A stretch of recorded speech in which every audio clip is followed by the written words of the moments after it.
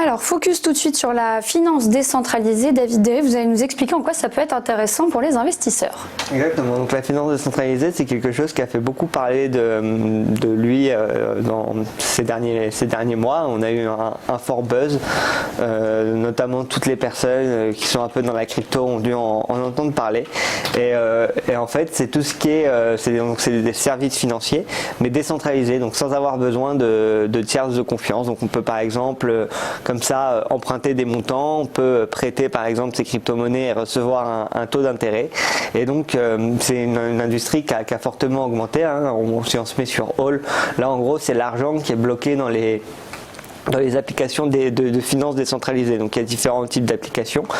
Il y a des applications, donc comme je le disais, de prêt ou d'emprunt. Il y a des applications de pool de liquidité. Donc c'est un peu des domaines complexes, mais en fait les investisseurs vont bloquer des liquidités afin de permettre des échanges entre deux crypto-monnaies différentes, mais sans avoir besoin de tiers de confiance.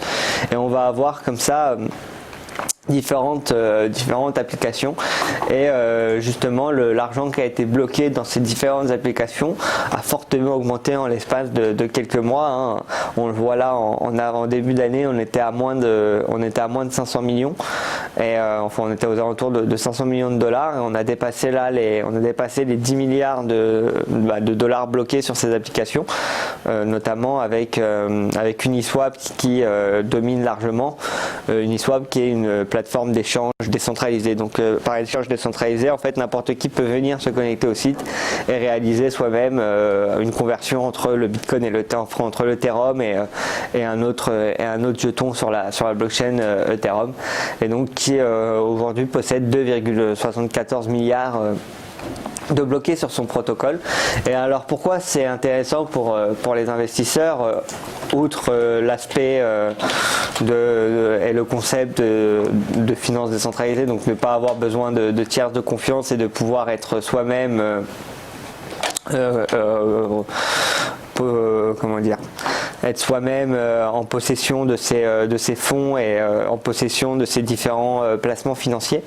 Et aujourd'hui on a des cryptos qui sur ces 7 derniers jours, donc les cryptos qui sont dans ce système, donc par exemple sur CoinGecko, qui est un site un peu comme CoinMarketCap, les utilisateurs peuvent aller voir en fait la liste des différents tokens et des différents jetons qui sont liés à la finance décentralisée. Et il y a eu une correction ces dernières semaines au niveau des prix, et donc pour les investisseurs qui souhaiteraient s'y intéresser, ça serait peut-être le moment d'y regarder de plus près. On peut voir qu'il y a eu quelques corrections quand même assez importantes sur certains tokens, et donc ça pourrait être intéressant pour tous les investisseurs qui souhaitent rentrer dedans.